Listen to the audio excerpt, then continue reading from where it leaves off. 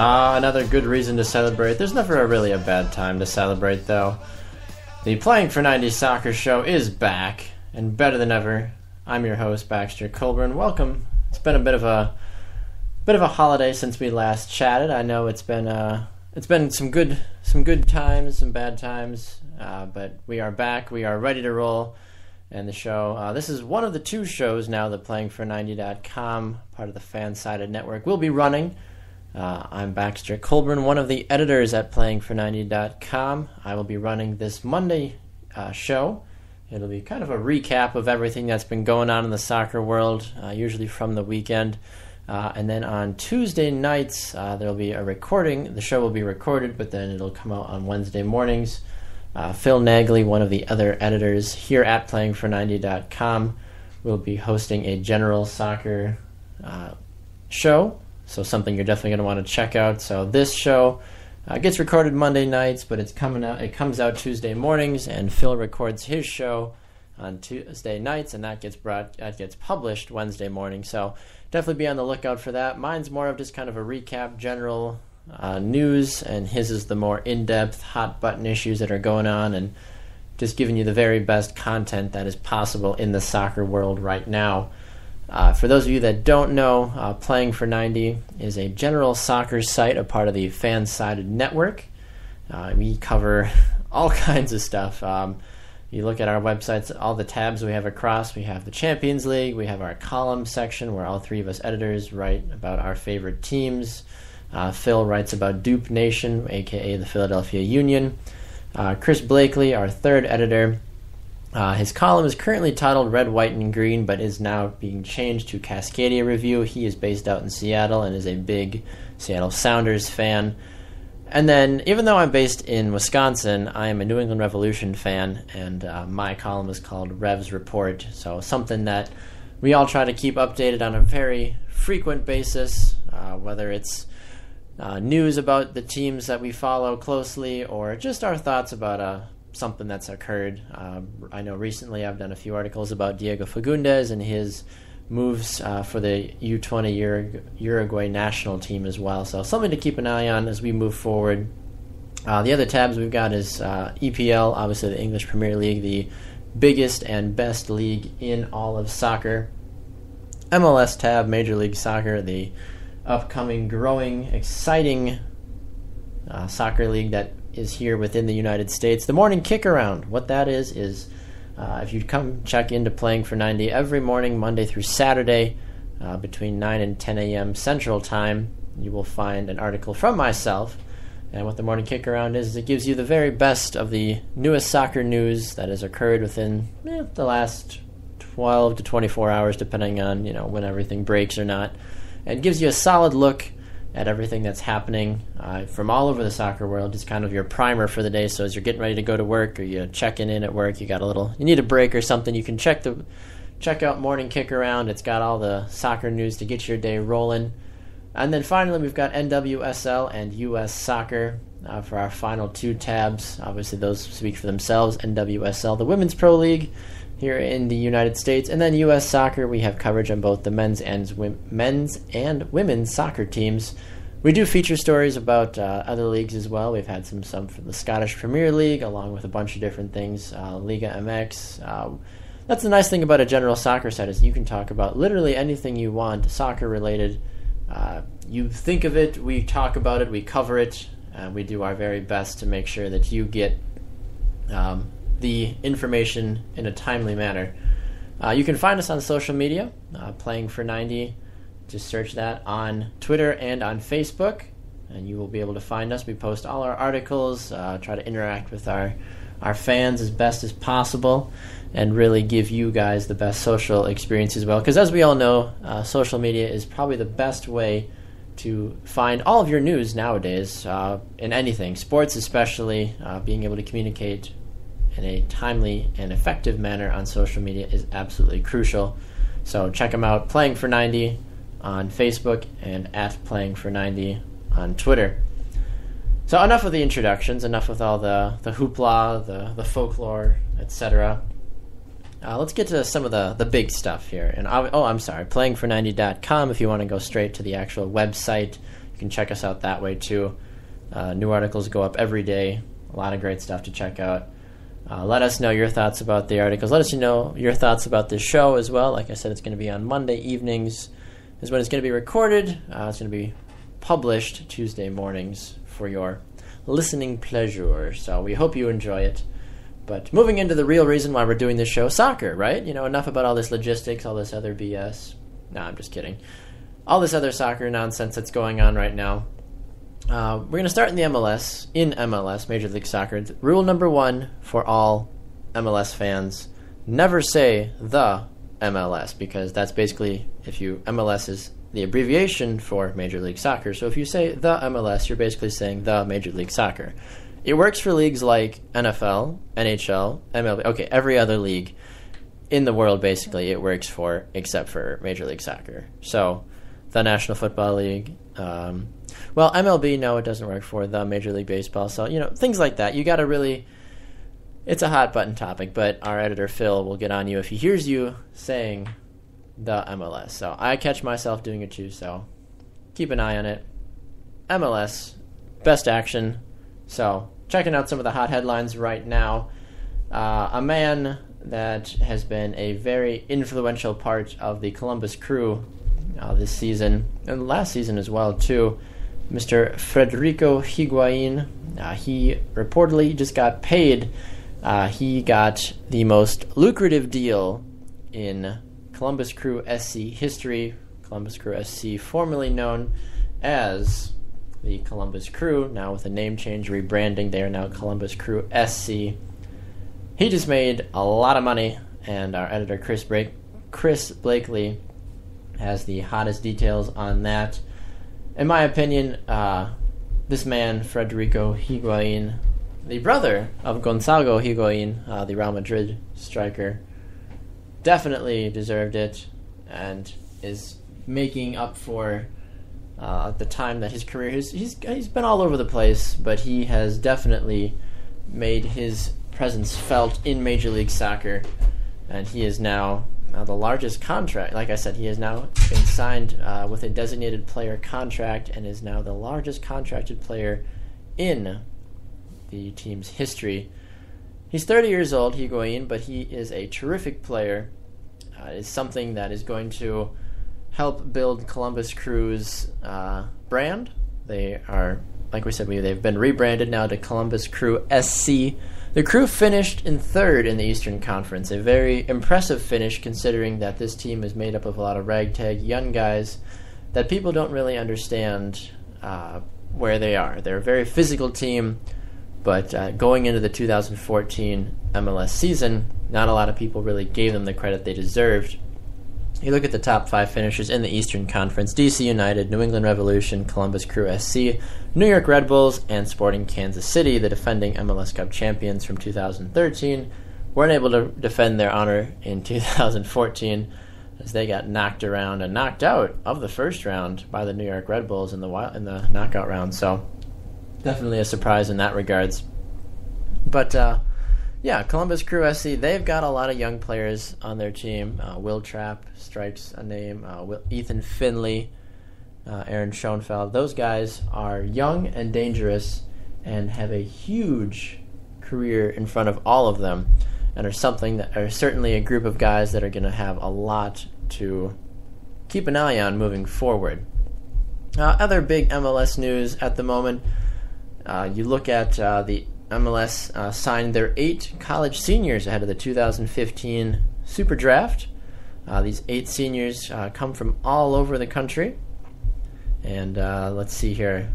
5 of these, including in the signings, are 5 NSC AA All-Americans, while all 8 signees have earned all region and all conference honors at their collegiate colleges.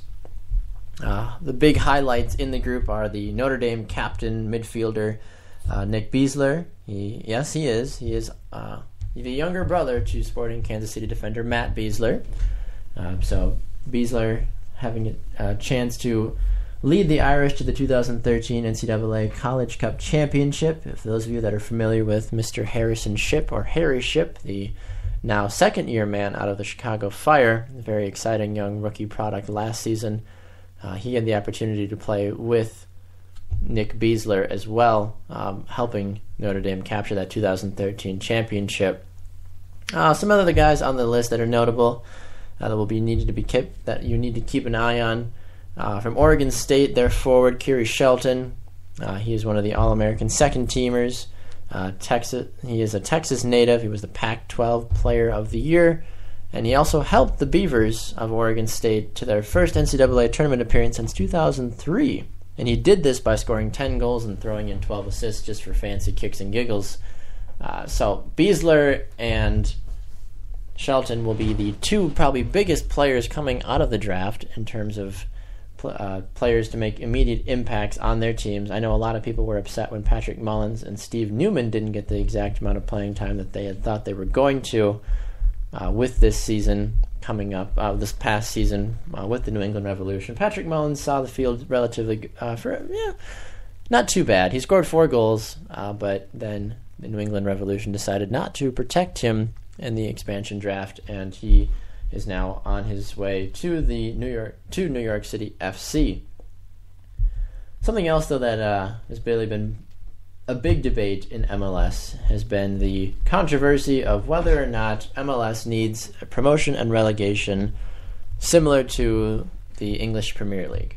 Now, you look at MLS and you figure, okay, they've got a good amount of teams. They have Don Garber, the commissioner, who has done a terrific job with breaking this league from just a pretty much a nonsense, whatever league, and now this is one of the hottest leagues in the world. Players are coming over from Europe, from Asia, from all over God's great green earth to come play in MLS. Now, MLS has a poor name because it is also known as the retirement league for all the once great European stars. You look at Thierry Henry, David Beckham, Kaká will soon be starting for Orlando City. Steven Gerrard will be joining the Galaxy. You also look at other players that have not really done their fair share.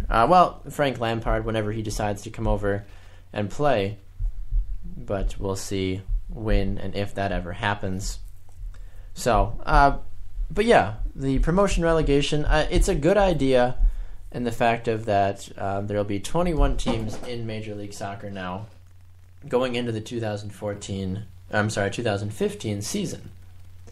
The problem, though, is that there are not enough teams in the second tier of American soccer, the NASL, or the USL Pro, that can compete in Major League Soccer. So even if we do it like how the English Premier League does it, where they get 3 teams from the worst 3 teams in Major League Soccer get relegated down to the second division, and the best 3 teams in NASL get bumped up to Major League Soccer, 9 times out of 10, those 3 NASL teams would not be able to compete consistently with Major League Soccer teams. That's just a fact. There's no ifs, ands, or buts about it. That's just how the league works. There's too much money and too many good players in Major League Soccer for NASL teams to compete. Now, there are opportunities, I'm sure, to sign players for NASL teams, but the realistic chance of anything really coming out for those teams to compete and try to push to stay mid to high table, even competing for an MLS Cup, is just unheard of. It will not happen. The English Premier League, they've got a good separation of talent, and they do it right in the way that they have their relegation system working. Usually you've got the same 3 to 6 teams that kind of shuffle back and forth between the Pro and Rel every year in the first, and between the EPL and the first division. But teams are getting better. We've seen some teams, Leicester City, for one example, is doing relatively good in this year's EPL table. But there's a lot of different... the level of talent in England is far superior to what Major League Soccer has, and probably will have for a long time. Whether or not the Pro-Rel debate ever goes away, or whether Don Garber decides to do anything with it, he will have 24 teams in Major League Soccer in the next 3 years.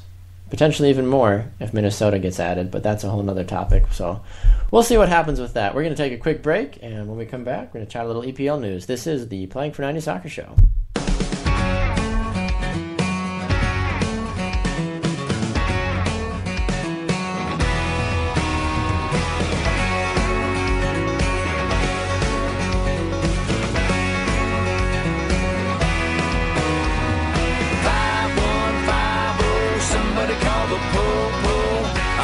Crazy, thinking about you, baby. 5150, just a side of low. I'm going crazy, think I love you, baby.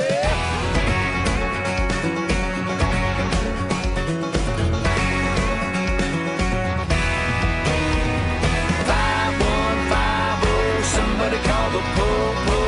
I'm going crazy, thinking about you, baby. 5150, just a side of low. I'm going crazy, think I love you, baby.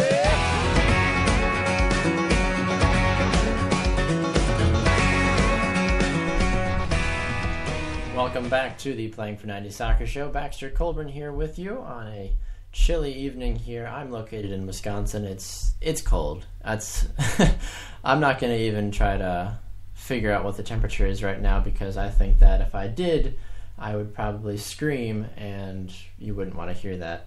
Here, I will, for those of you at home, it is 1 degree where I am right now in Wisconsin. I don't even want to know what it feels like, but it is, my phone is telling me that it is currently 1 degree. For those of you that don't know, I'm from Florida. I go to college up here in Wisconsin. Just to give you a perspective, where I live in Florida is currently 71 degrees hotter than where I am in Wisconsin right now. It's ridiculous. It's absolutely ridiculous. It's cold, and yeah. Anyway, my little spiel is over. It's cold. I made a terrible mistake as I'm realizing this. In my last segment, I said that Leicester City was doing really well in the English Premier League this year. And as I'm looking at the table right now, Leicester City is last. They are 20th with 14 points. So I'm not really sure what team I was thinking of. Yeah, really not sure about that. So my apologies. I do know what I'm talking about most of the time, so apologies that I got that fact incorrect. So moving forward, though, English Premier League, the top 5 teams in the English Premier League right now, you've got Chelsea and Manchester City at 1 and 2, both locked with 46 points. Manchester United in 3rd with 37 points. Southampton, the surprise team, certainly of 2014-2015, in 4th place with 36. And then you've got Tottenham, who is in 5th place with 34 points. But right behind them, you have Arsenal with 33 points, and you've got West Ham in 7th with 32 points. Then the drop-off begins. Liverpool, 29 points, Swansea City, 29 points, and Newcastle United, 27 points to round off the top 10 in the EPL.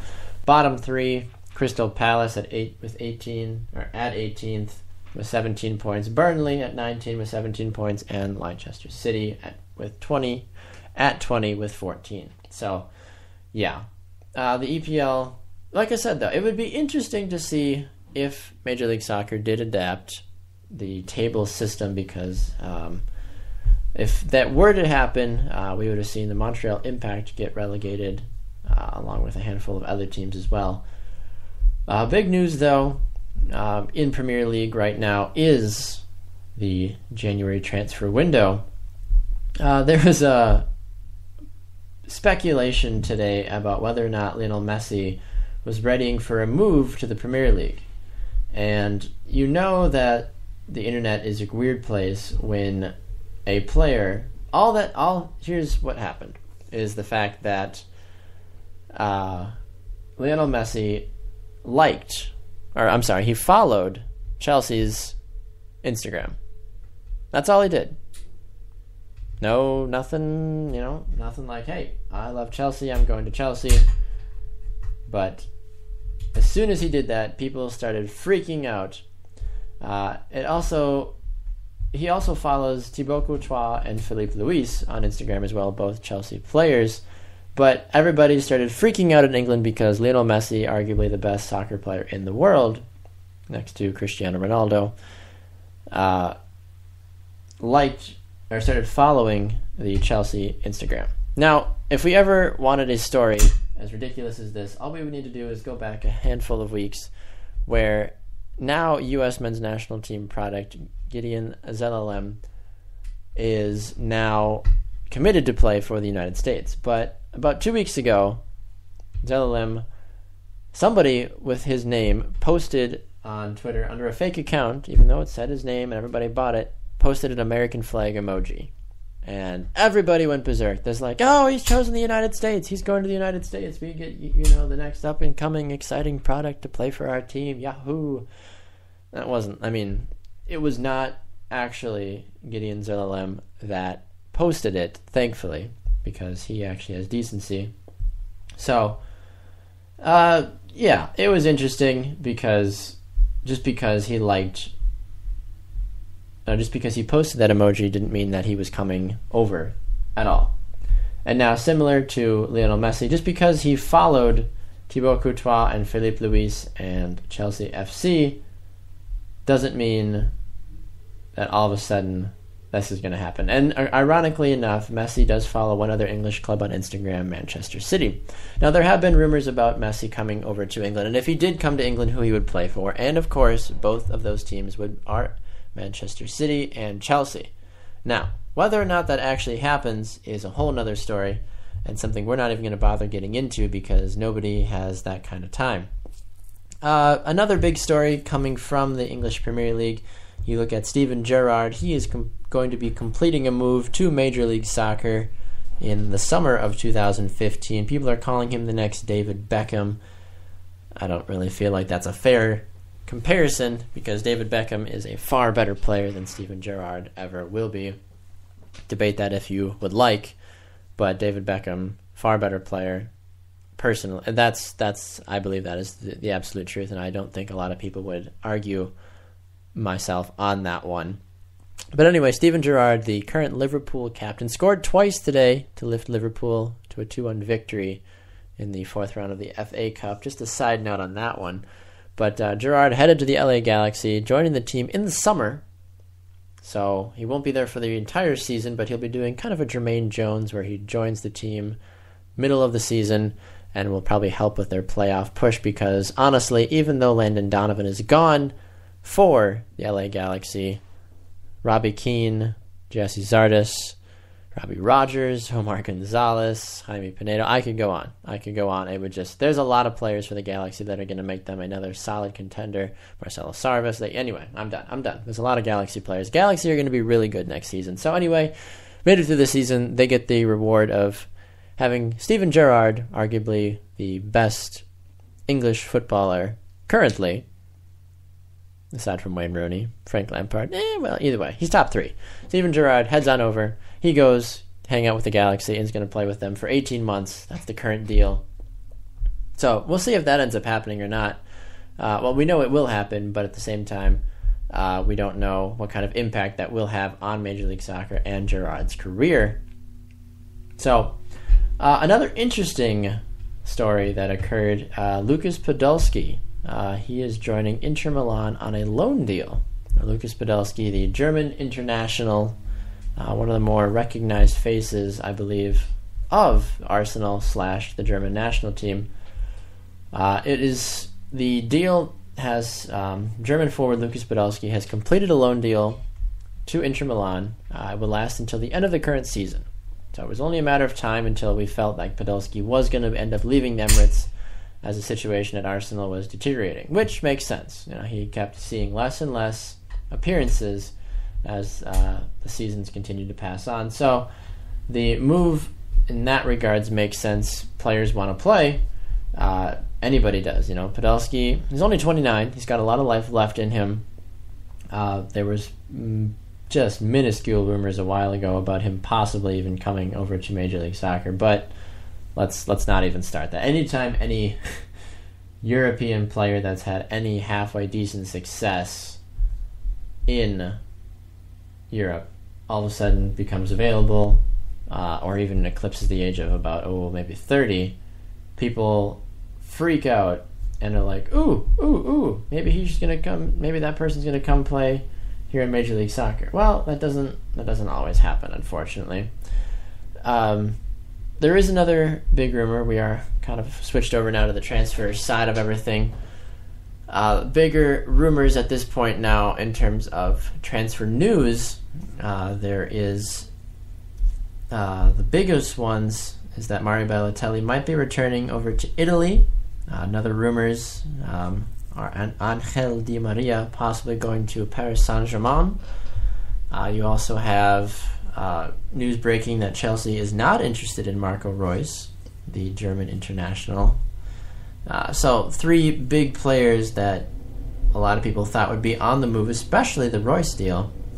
Balotelli at this point with his career, he isn't really doing much for Liverpool. He might go back to AC Milan, but at the same time, it really doesn't. There's really no speculation, and I know that I just said this, but there's also been rumors that Balotelli might come to MLS, but at the same time, we don't need to jump ahead of ourselves because that is just simply ridiculous. Because there would be, I feel like if Balotelli came to Major League Soccer, he would literally break Major League Soccer because nobody would know what to do with him. It would be too much, and I don't think anybody would be able to handle the Balotelli effect. So we're going to take a step aside again for one more break, and when we come back, we'll have some final thoughts. This is Playing for 90 Soccer Show.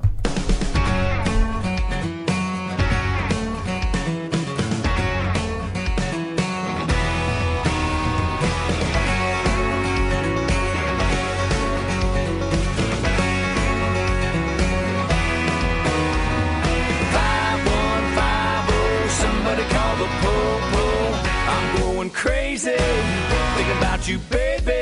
5150, just a side of low. I'm going crazy, think I love you, baby.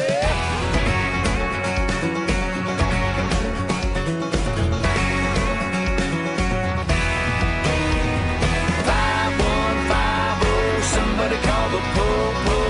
I'm going crazy, think about you, baby. 5150, just a side of low. I'm going crazy, think I love you, baby. Welcome back to the Playing for 90 Soccer Show. Baxter Colburn here with you. Another wonderful evening. Wrapping up the show here with some final thoughts. Just some news kind of breaking throughout the day here. I just want to wrap up some different things. The Montreal Impact are in pursuit of Riquelme and Gilardino.